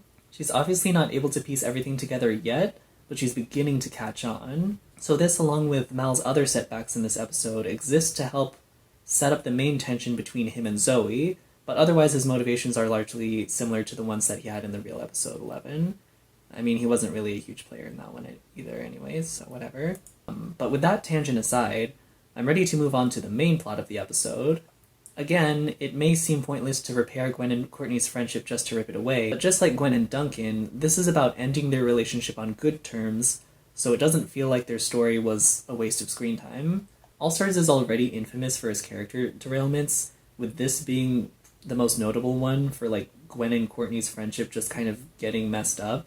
But the show never really convinced me that Gwen and Courtney's reconciliation was actually worth it. I've already talked about Gwen's insincerity, but the progression toward Courtney's acceptance of Gwen was also very strange. Like, Courtney consistently hated Gwen, with a couple of small moments of empathy in Food Fright and Moon Madness, until eventually Gwen offered up her vote in No One Expects the Spanish Opposition. Courtney didn't soften to Gwen's honest efforts to make amends, or learn to let bygones be bygones or something like that. she let go of her grudge once Gwen sacrificed her power in the competition, which makes her forgiveness seem kind of dubious. But also, after they reconciled, Courtney still wasn't great to Gwen. She was petty and distrustful of Gwen's friendship with Zoe. She ditched her for a boy in episode 9 and 10, the exact thing that Gwen said she was done with. And in Sunday Muddy Sunday, she completely abandoned their friendship to use Gwen as a stepping stone to the million. Even their good moments in You Were Gotta Be Kidding Me were pretty shallow because they're just like, oh my god, I love your hair. And so that just means that Suckers Punched is like their only good episode. And even then, Gwen just kind of reiterated what she'd been saying the whole season anyway, where she's just like, I only came back to make things right with you. And it's just like, okay, well, you've been saying that the whole season already, so why is this the moment where Courtney is finally convinced? But also, when Gwen found out about Courtney's chart in Sunday Muddy Sunday, she was also quick to turn on her and abandon their friendship. And that's fine, because Courtney literally betrayed her, but I'm pointing out how neither of them were invested enough in their relationship to try and salvage it, which was especially obvious in the way that Gwen kind of like relished in Courtney's elimination. So in order to leave their story on a high note, I basically just reversed the order of Courtney's arc so that her friendship with Gwen starts out fake and becomes genuine over time, instead of the other way around. It's kind of like a platonic version of the fake dating trope. And so that means this episode actually plays out pretty similarly to Sunday Muddy Sunday. The difference is just that Courtney does end up being given the chance to redeem herself so that she and Gwen can actually be friends again. The initial thing that breaks their friendship at the start of the episode is also kind of similar to Sunday Muddy Sunday, mostly just in the sense that it's orchestrated by a third party. But I also wanted to replace Mal with Scott just because, Scott is more directly involved with Courtney and her plans. Scott's manipulation mainly serves to highlight the sincerity of Courtney's relationship with Gwen, but it also reminds the audience that Scott is still like a competent manipulator instead of just being kind of like a bumbling idiot. As for Mike's journey, it's kind of hard to add anything new aside from Svetlana just saving Vito. Like, the whole obstacle course just gets internalized in Mike's subconscious and she's able to pass through it with ease. I feel like the bigger obstacle is just that Vito is a little bit lazier than the other personalities, as seen in Finders Keepers, so I think maybe it'll take a little bit more convincing for him to actually join Mike's party once he's free. Like, Mike's relationship with Vito is already pretty contentious, but Vito also has a more obscure line in Backstabbers Ahoy where he says, "You're going down, Twinkle Toes," and that kind of implies some tension between him and Svetlana, so maybe they're also at odds due to their conflicting physical and dietary preferences or something. And so in that case, maybe Chester is the only one that can bring Vito into the group because, they seem to get along in Sunday Muddy Sunday, and Vito carries him in The Final Reckoning. Personally, I think it'd be really sweet if Vito was really family-oriented because he's Italian.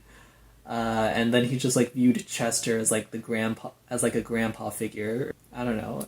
Maybe that's just me. This is all really speculative though, so I'll just leave the specifics to your imagination. Episode 12. Much like the beginning of the real episode 12, Zoe's suspicion of Mal compels her to search for the DVD Alejandro hinted at. She manages to confirm Mal's existence upon finding the DVD and is determined to win so that she can buy more time to save Mike. Meanwhile, Courtney and Scott resume their plans to sabotage Zoe and Mike, despite Courtney's frustration with Scott for, contributing to Gwen's elimination. Since she still intends to get rid of Zoe, she needs Scott's help to do that effectively, so she just kind of redirects her anger toward Mike instead, because it's kind of obvious that, Zoe obviously didn't vote for Gwen, so it was probably Mike. However, Mal is just as eager to win as anyone else, and once Chris announces that this will be a double elimination challenge, he decides to sabotage Zoe as well. So I'm not exactly sure what the challenge would be. It should be something physical that allows the contestants to partner up in some way, because I'd like for Zoe to pair up with Mal. Zoe doesn't know how to get rid of Mal yet, so she's just trying to observe him, and Mal is just trying to think of ways to hinder Zoe without raising her suspicion, so he's trying to stick close to her. So Mal is trying to sabotage Zoe throughout the challenge, but all of his attempts fail, in part because they run into Courtney and Scott's sabotage attempts, but also just because Zoe is skilled enough to evade them. But for Zoe, she's trying to catch Mal in a lie by asking him questions only Mike would know, and requesting the use of his other personalities. Though Mal is able to bullshit most of his answers and replicate the abilities of the other alters just through sheer luck, Mal does have a rough time, and he kind of wishes that he could actually access the other personalities to make the challenge easier. He almost succeeds in convincing Zoe that he's Mike again, but he says something wrong near the end of the challenge, which verifies to Zoe that he is in fact still Mal, kind of similar to their conversation about the necklace in The Bold and the Beautiful, where she's just like, yeah, I got you that bracelet last year, and she's like, that's not right. So Zoe eventually emerges victorious and selects Mal to be her opponent in the finale, much to his dismay. I put Mal and Zoe together in this episode because the real episode 12 suffered a similar problem to Zeke and You Shall Find, where, like, the discovery of Mal's true identity was left completely unutilized as a source of drama. Due to the isolating nature of the challenge in The Bold and the Beautiful, Zoe functionally didn't interact with Mal until, like, the very last episode, since all their previous interactions were under the false pretense that he was Mike. But also, like, despite acknowledging the threat she poses to his control of Mike's body, Mal decided to sabotage Gwen and Scott instead of Zoe for some reason.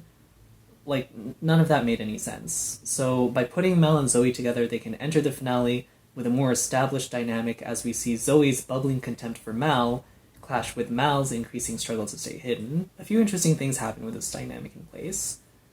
Firstly, Mal's frustration builds to a point where he's open to the return of his other personalities, similar to the way Mike missed them in episode 3, and this will carry into the resolution of their storyline. Secondly, Zoe has more of an opportunity to exhibit her commando skills right before the finale, because the challenge lets her interact with Mal and the other contestants. She was already a strong competitor by the end of Revenge of the Island, but in All-Stars she kind of just stopped facing situations that would, like, challenge her or require her specific skills. Like, she did use her stealth and athleticism to win The Bold and the Beautiful, but she faced no major complications or opposition from Mal, so I thought it'd be good to see how they play off each other before they settle things in the finale. The challenge itself isn't really interesting. It's more so like the personal dynamic that comes with the challenge, and she never really had stuff like that.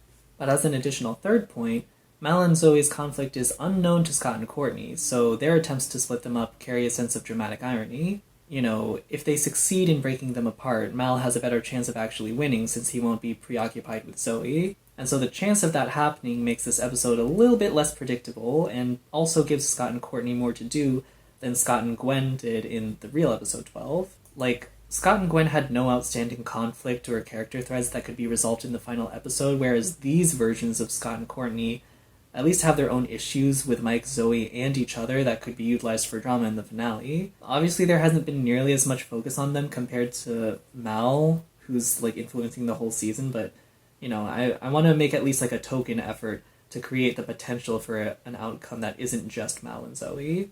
Before I move on to episode 13, it's very important that I fill you in on Mike's part of the episode first, though.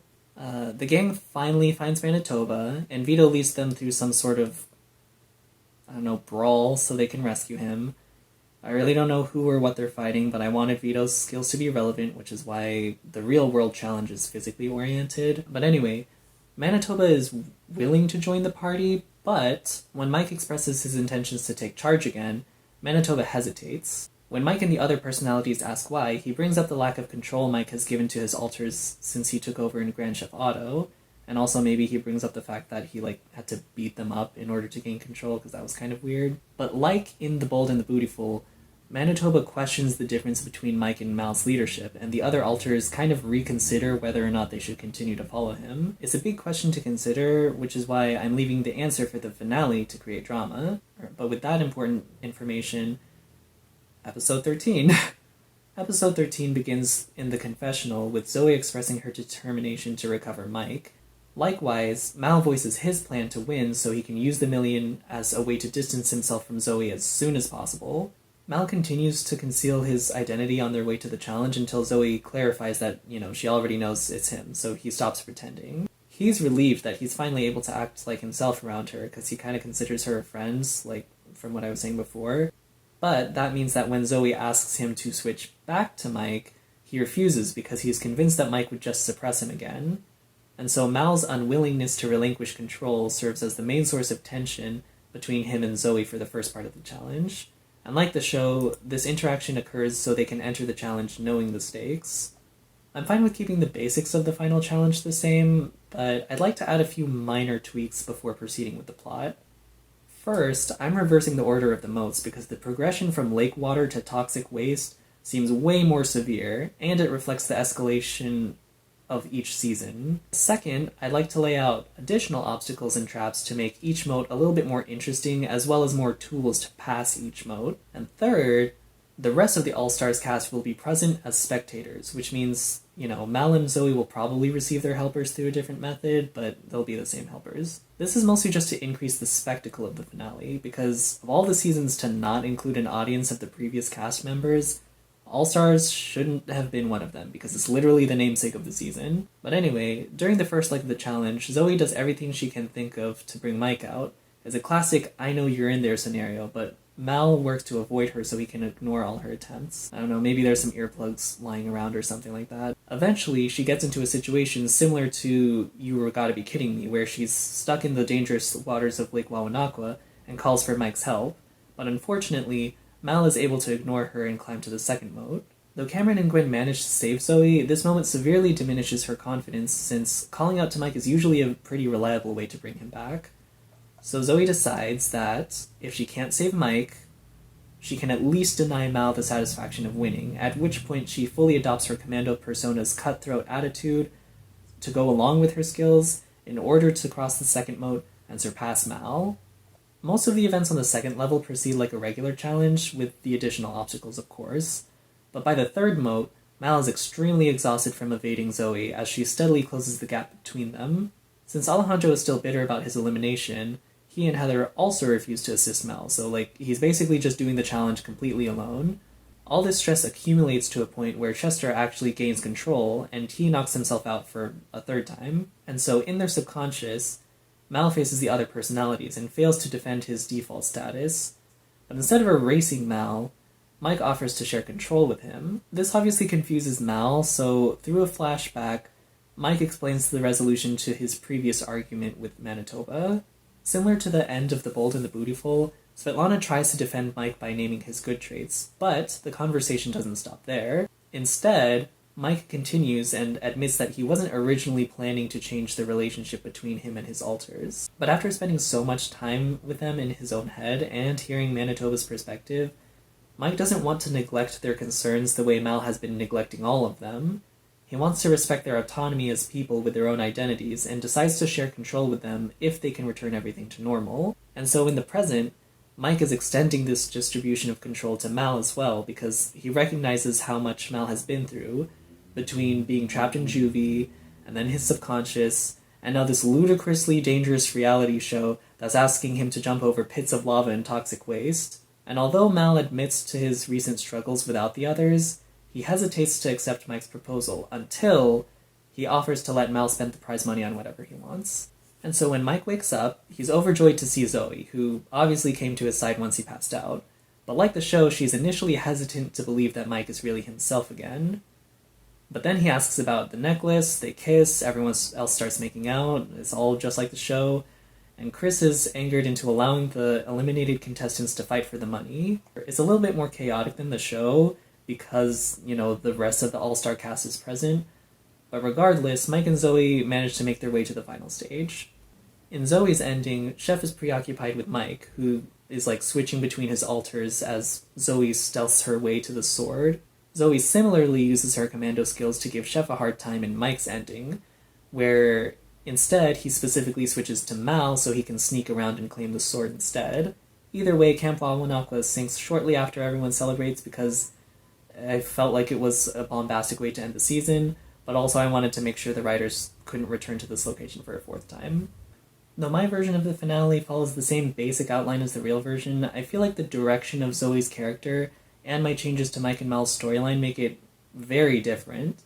For example, while Zoe gives up on Mike in both versions, I wanted to show her trying and failing to save him first, because all it took to demotivate her in the show was for Mal and Cameron to say, "Mike is gone," no further explanation. Since she knows Mal is a liar and Cameron is much less directly involved in the situation, her immediate acceptance of these statements made her commitment to Mike seem incredibly flimsy. So I feel like she should have resisted the notion that Mike was gone at least a little, because her failure to bring him out would justify her shift toward the competition by proving to herself and the audience that Mike is too far gone. It also just makes her seem way less careless when she just immediately is like, oh, I guess my boyfriend's gone forever. Time to win money? At the same time, motivating Zoe to win specifically out of spite toward Mel serves to give the finale some emotional stakes. Her initial motivation to save Mike wasn't satisfied by her winning the finale anyway, so I think it was a good writing decision for her to give up on Mike temporarily. However, the writers didn't replace her old motivation with a new one. She simply wants to win to win. That's why Zoe's motivation in this rewrite changes in a way that connects her victory to Mal's defeat, at least until Mike regains control. Like, the story already relies on her to ground the narrative in reality, since Mal's conflict is very internal, so it just made sense for her to be the finalist that's personally invested in the real-world challenge. I also just wanted to bring out Commando Zoe again, because I thought it would be an interesting parallel for Mike and Zoe to both be using their, more harsh personas during the middle and end of the episode. But on the topic of Mike and Mal, I'm going to rant about the whole reset button plot for a while, so get ready. I've already touched on some of its implications in my introduction, but my biggest question is, why was it necessary to erase Mike's alters? I don't mean to reduce Mike's DID to be his only defining trait, because it'd be super unfair to reduce a real person to their depression or anxiety or whatever. But I'm just pointing out how unnecessary it was to erase his alters. By the end of Revenge, Mike's DID is no longer a detriment to his life.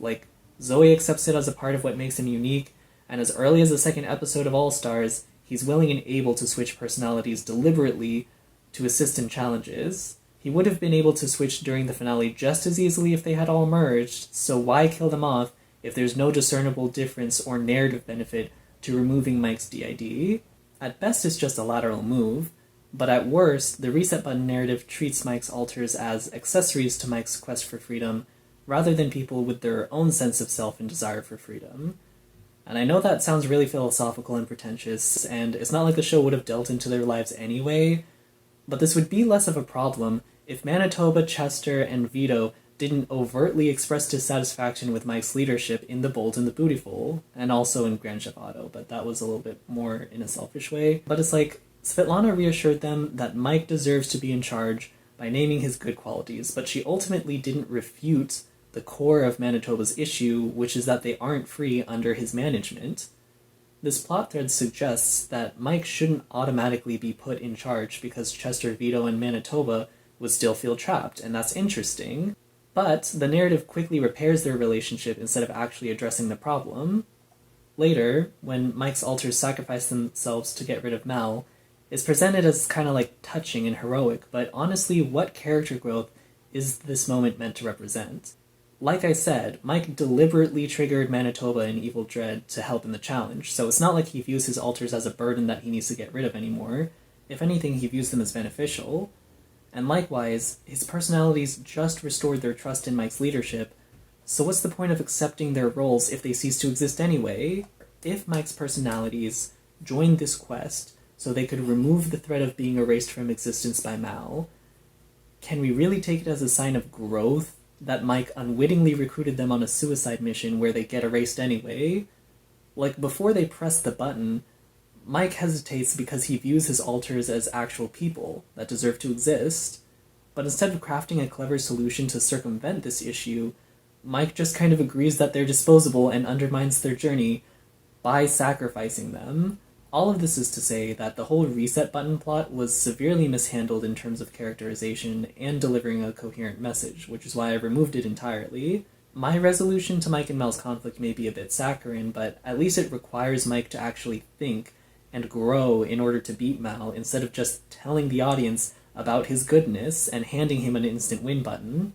By affirming the notion that his alters are people in their own right, Mike is able to push their relationship in a new direction that shows his patience and generosity. It proves that Mike is uniquely qualified to be in charge because his kindness and empathy are what allow him to disarm Mal, and no one else has that.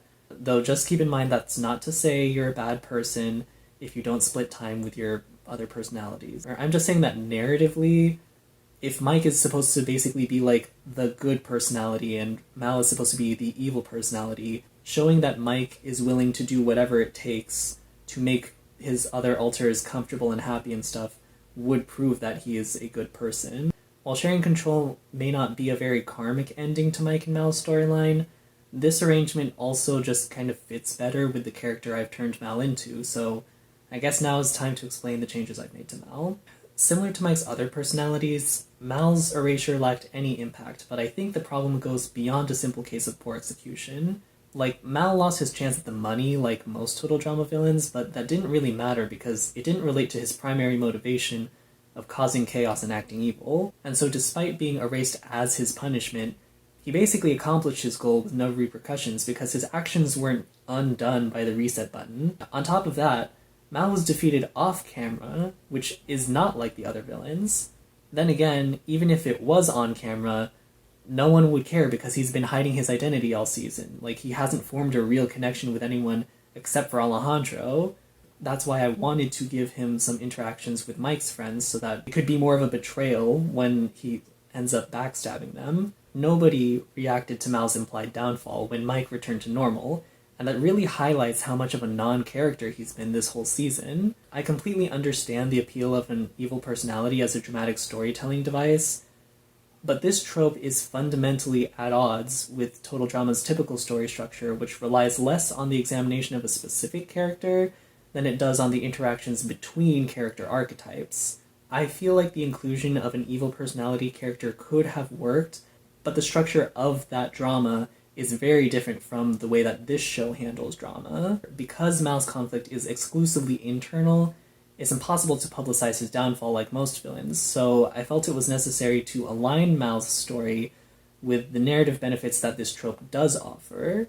For example, the self-centered logic that guides him to compromise stands in contrast to Mike's selfless reasons for compromising, and that allows Mal to serve his purpose as Mike's character foil, because that's like the main point of an evil personality character, is that they kind of serve as a contrast against like a usually good character. That's why I hesitate to call his change a redemption arc, because Mal doesn't turn good. He's kind of just doing what's more convenient for him, and consequently, Mal's continued existence means he can be held accountable for the damage he's caused to Mike's friends, and that holds greater significance because some of them have become his friends as well.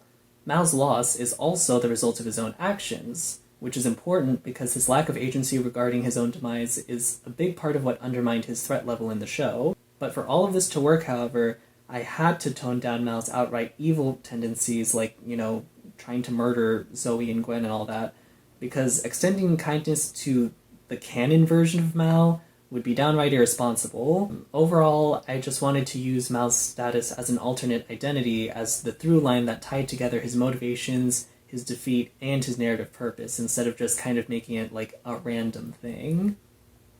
Missed opportunities and nitpicks. That's basically all the major stuff I had to say about the finale, but there are a few minor points I'd like to cover before expanding on certain missed opportunities and broader criticisms of All-Stars that I couldn't really fit anywhere else. I'll just start with Heather and Alejandro's relationship. I don't actually mind them getting together, I just felt Heather was written a little bit out of character. In isolation, I can buy that she would give Alejandro a shot now that the money is off the table, but just last season, she stole the $1 million because she felt robbed, despite the fact she was ineligible to compete. So I don't feel like being ineligible to compete for the money is something that's going to get in her way anyways. But, whatever. I can look past that. Honestly, what I found more out of character was just the level of affection she was showing Alejandro. I imagined their dynamic would have retained more of their playfully contemptuous banter, rather than turning Heather into a generically lovey-dovey girlfriend. It's not as out of character for Alejandro since he's just kind of naturally flirty, so it really would just be Heather that needs to be written a little bit differently. I still kept them as Mal's helpers, but it's mostly because they're the franchise's most iconic villains, but they can easily be replaced with Scott and Courtney if you'd prefer. They probably fit better since they don't like Zoe, and unlike Heather and Alejandro, they've never been finalists, so Chris's free-for-all in the third act could be a bit more interesting with them instead. But at the same time, they just got eliminated in the last episode, so I felt it would be kind of pointless to do that if I was just going to bring them back. Plus, Alejandro and Heather provide better symmetry with Gwen and Cameron since they're all former finalists. Alternatively, if you really don't like Mike and Zoe as the finalists, you could resolve Mal's story early so Scott and Courtney can replace one or both of them since they each have some degree of conflict with each other. But on the topic of Scott and Courtney, I didn't include their romance because I didn't really find it compelling. A lot of comments on Scottney compilation videos seem to value their comedic moments, and while I agree that they have some decent jokes, I don't think a handful of jokes justifies the time spent on their generic chemistry. I mean, I'll admit that Mike and Zoe also have generic chemistry, but I don't mind their relationship as much because they're consistently wholesome, genuine, and they bond over similar interests, at least in, like, the early episodes. They also bond over their shared awkwardness due to being weirdos and all that. Courtney and Scott at least start wholesome and genuine, even if they're really just tripping over each other like an anime couple, but they have absolutely nothing in common, and the wholesomeness ends after their first breakup. Like, Courtney just starts bossing him around as if she doesn't even care. It just doesn't make sense to me that they're, like, completely all over each other in, like, the first half of the season, and then during the second half of the season, they're just kind of, like, they don't work together, and so I'm just like, that was completely pointless. I'm not entirely against them having a romantic relationship, but I feel like the writers should have prioritized allyship so they could use that as the basis of their relationship before progressing to romance. I guess as an alternative, I feel like maybe Courtney could, like, be leading him on, because Scott's crush makes him vulnerable to manipulation. Kind of like Rodney from Pocketail Island. That's a similar thing where it's like, I feel like in Pocketail Island, Rodney's crushes should have been used as, like, an easy to manipulate thing. So if I can't get it in Pocketail Island, I'm getting it with Scott. I don't know. Although I tried to revise as many existing relationships as possible, there were quite a few that I added because I saw potential that the show didn't materialize. However, there were still a few that I couldn't make room for. Firstly, Lindsay and Cameron could have been a comedic duo between, like, a dummy and a brainiac. Like, the main reason I cut Lindsay first was that I couldn't see many interesting dynamics between her and the Revenge cast, but I could totally see this being funny, even if it only lasts for, like, the first episode. The rest of the missed opportunities actually just involve Duncan. I feel like he could have formed some sort of, like, wisecracking team with Joe, because he compliments her zingers in, like, the first episode, but once she starts arguing with Heather, he seems annoyed by her, so I guess that just doesn't go anywhere. Scott would have been an interesting friend since he dates Duncan's ex later. They could have been fellow bad boys who bond over their whittling habits or something, because they both like carving stuff with knives. But also just because Duncan mentions something, I forgot which episode, but he's like, well, at least with Scott you know what you're getting, which is still crud, but it's nice to know. For some reason, that line just kind of felt like he was gonna maybe be friends with him. I don't know if that's just me. And then there's Zoe. Although Duncan's friendship with Zoe already exists in the show, I think it had potential to grow beyond just, you know, warning Zoe about Mal, since the good girl bad boy dynamic has such rich appeal. Since good in this case is more about being nice rather than like a rule follower, I think their relationship would maybe be like the inverse of Duncan's relationship with Courtney. You know, like, instead of influencing the good girl to be bad, the bad boy is influenced to be good, which could have meshed well with Duncan's do-gooder storyline where he's like, oh no, I'm becoming heroic, whatever, I don't care. For this to work, though, I think it'd probably be best if the other heroes were actually wary of him, though, because their uniform kindness toward Duncan made his particular closeness to Zoe seem less significant, but also, like, kind of random, because it's like, everyone was nice to him, so why is he friendly with Zoe? So it's like, if everyone else is, like, kind of concerned about him being on the team, then I feel like it would make sense for Zoe to be the one who's, like, the main person who's nice to him. And then he's just kind of like, oh, well, I don't think you're cool yet. I think Zoe's hardcore commando skills would ultimately be the thing that earns Duncan's respect, and then that would convince him to accept Zoe's friendship, because he's like, he'll start off being like, oh, she's just like a softie or whatever, but then she like is hunting stuff in the woods and setting traps and all that stuff, and then he's just like, okay, she's pretty cool. But yeah, I feel like that's how she would like gain his friendship, by just being kind of cool but also nice to him. I would have really liked to include Duncan and Zoe's friendship in my rewrite because it has so much potential, but, you know, I had to separate them so Zoe wouldn't learn about Mal early on. But speaking of Duncan, I feel like his do-gooder plot could have worked if he wasn't so insecure about his moral alignment. He's like way too wrapped up in it. Whenever people acknowledged his soft side in previous seasons, Duncan would either like threaten or dismiss the person who suggested it, so Duncan has actually always been protective of his bad boy reputation. But, for some reason in All-Stars, Duncan panics at the mere thought of his whole personality changing, as if he's never noticed that he's been, like, a nice person sometimes before. This insecurity over, like, being a hero or being a villain or whatever is actually a weird trend in several characters, like when Gwen and Cameron think they're turning evil just because they yelled at a person.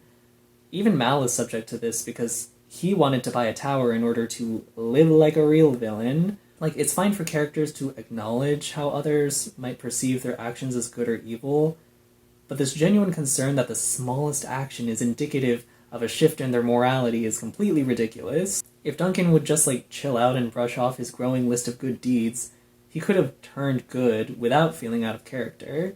But that's all the untapped character potential I could see for the existing cast of All-Stars.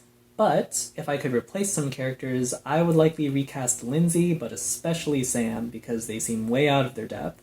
For Lindsay, I would replace her with either Owen or Lashana, because they fit the same criteria as the other original cast members, where it's like, you know, they participated in all 3 seasons, and they've passed the merge at least twice. Honestly, these are pretty reasonable criteria because they indicate which characters the writers already enjoy writing. However, as far as I can tell, neither of them has, like, a potentially interesting dynamic with any members of the Revenge cast, and I'm only pointing out that they need relationships with the Revenge cast because, like, that's the whole point of this season, is to, like, mix up the casts and get, like, some new character dynamics. So I'd probably just end up eliminating them first, just like Lindsay.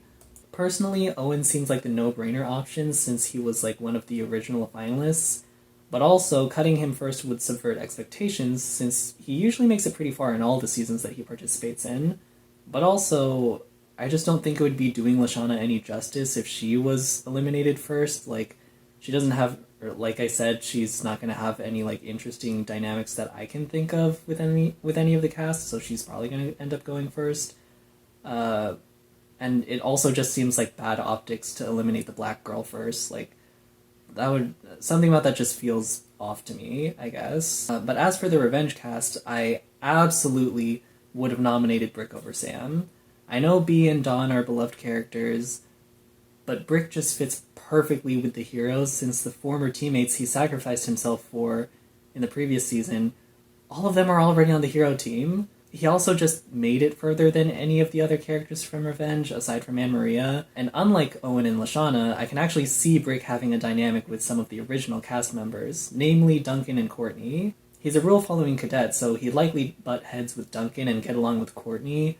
He'd probably get along with her even better than Scott does. However, I wouldn't want to roll back his character development with Joe, so Courtney could kind of just serve as like a test of character, to show that he's retained his lesson about prioritizing your moral code over an authority figure. He also could have suffered a dramatic betrayal at the hands of Mal, but that would really just depend on how close he gets to Mike and his friend group. I just feel like that would be extra dramatic because, like, he sacrificed himself for Mike and Zoe and Cameron and all those people in the previous season, so in this season, if he gets betrayed, that would suck even worse because he helped them previously. Brick definitely would have left a much larger impact on the season than Sam, but that's kind of exactly why I chose not to include him in the rewrite, because that would drastically alter the order of eliminations. I wouldn't have Sam as like an expendable character to eliminate early on, so I didn't include Brick, even though I really, really wanted to. Beyond my issues with the casting, there are a handful of other weird things I noticed as the season went on.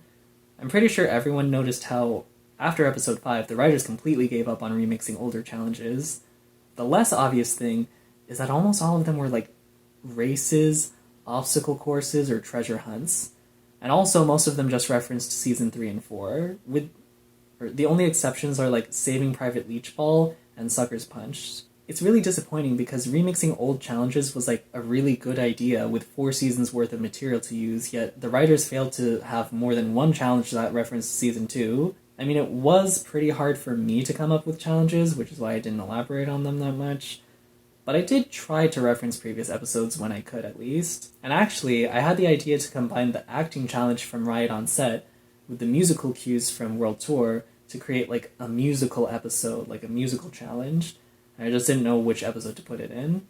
Personally, I feel like that would have been, like, the best opportunity to test Mal's acting skills, since he's already trying to impersonate Mike, and he could have had like a villain song. Like, who doesn't like a good villain song? But also, it would be doubly ironic since Mike initially disguised his DID as part of a comedy act, so it'd be kind of funny if, like, oh, he pretended that it was an act, but it was real, but now this real thing is pretending that it's an act again. It's just so stupid, but I don't know, I think that's kind of interesting. They really should have done more stuff with action. They have unique challenges at least, even if it's not like, I don't know. But by the way, I found it really funny that Mal was so impressed by his perfect impersonation of Mike in Moon Madness, because they're literally the same guy. Like, they have different voices, but they have the same vocal cords. I haven't had time to say it because I've been dragging Mal this whole time, but I don't actually hate him as a character. There's certainly a lot to criticize, but I think a lot of Mal's bad writing just went over my head when I was younger because his voice actor made him sound like a competent villain, even though his whole character is just a huge bluff upon examination. I will give credit where it's due and say that I liked his sabotage attempts in Food Fight and the Obstacle Course, and using Scott as his special loot in The Bold and the Beautiful was both incredibly clever and hilarious. They still don't add up to like a concrete plan, but I think these moments stand out because he's competing like an actual contestant, and the severity of his actions aligns more with like other total drama antagonists rather than like a cartoon supervillain. Honestly, if the writers wanted to run with Mal's over-the-top character, they should have made him a completely new alter that resulted from Mike's initial head trauma and Evil Dread, rather than a pre-existing personality. I mean, I'm pretty sure head trauma doesn't result in the formation of new alters, but it would at least explain why Mike doesn't know how to get rid of Mal. Besides, it's not like Mike's DID was written realistically this season anyway, and it would have been thematically appropriate for Scott to be the one to create this new, like, vengeful version of Mike, since he's also the one who exploited Mike's DID last season. So it would be like this guy who exploited Mike caused Mike to want to get revenge, and it manifests in like this evil personality or something. Alternatively, the writers could have made Mal just like an edgy teen with 8th grader syndrome that just coincidentally succeeds at accomplishing his evil agenda.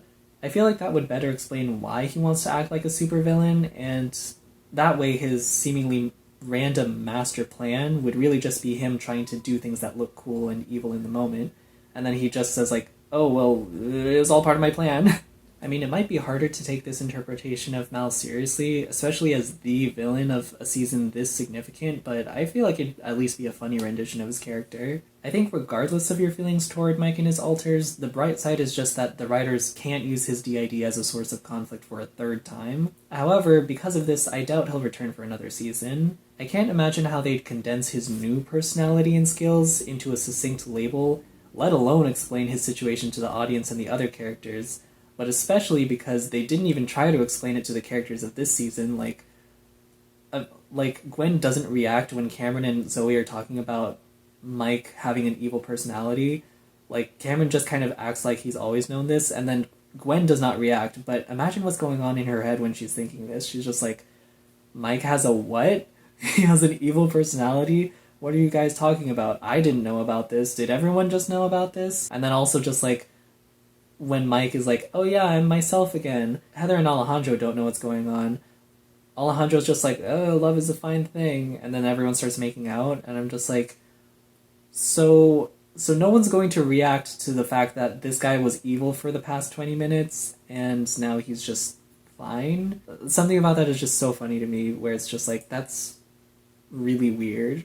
That's weird, right? But anyways, yeah, like, Mike's DID was the one thing that prevented him from becoming overpowered because it divided his skill set and complicated his relationships, but merging his personalities has removed these barriers.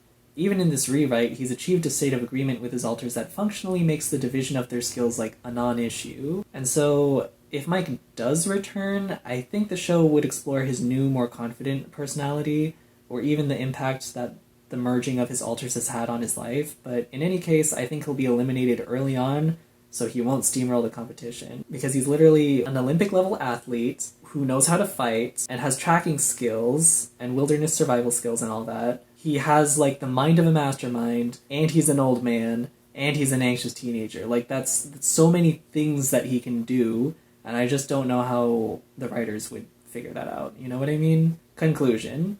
Oh my god, I'm finally done. So, I know I've just spent like 2 to 3 hours criticizing and rewriting All-Stars, but I just want to remind everyone that, like Mal, I didn't hate All Stars. I've expressed a stronger dislike for Pacateo, and part of the reason I felt All Stars was more suitable for a rewrite is that it's basically just a crossover special featuring the series' strongest and most popular characters, more or less, which meant that they all had pre-established history that could be built upon. I think it's really on the strength of All Stars' premise and its enormous potential that led many fans to be disappointed when that potential was repeatedly squandered. But unlike Pacateo, which started with like the creative depth of Fairly Odd Parents Season 10, All Stars at least had good ideas, which I prefer despite their poor execution. I feel like I was able to incorporate most of the elements from the actual show, and so I just kind of hope that I've managed to expand on and justify most of my changes. I'm hoping that whatever I do next will be more low-key and a little less time-consuming. I'll probably do something about Pokemon, because I like Pokemon. I could have finished this faster if I didn't have school, but I don't know how to edit, so that's going to take a whole lot of time. I honestly could have posted this to a blog, I probably should have, but I wanted to make this rewrite into a video because YouTube is just more accessible, and I use YouTube more. And I wanted to know how you would have altered All Stars, both the canon version and this rewrite. I don't want to sound arrogant, but since all my changes are indicative of things I felt were mishandled or underdeveloped, I do think my version is an improvement, so praise me, damn it! I wasn't expecting my first video to be like a 3-hour-long total drama fanfiction, but I had fun writing it. Just keep in mind that I don't plan on becoming a total drama channel. I just wanted this video to be as comprehensive as possible so I wouldn't have to make a follow-up. I mean, I might, if people ask for it, but still. But lastly, I'd like to give a special thanks to the unofficial Total Drama channel for compiling all the episodes into one convenient place. But I'd also like to thank you guys so much for watching. Bye!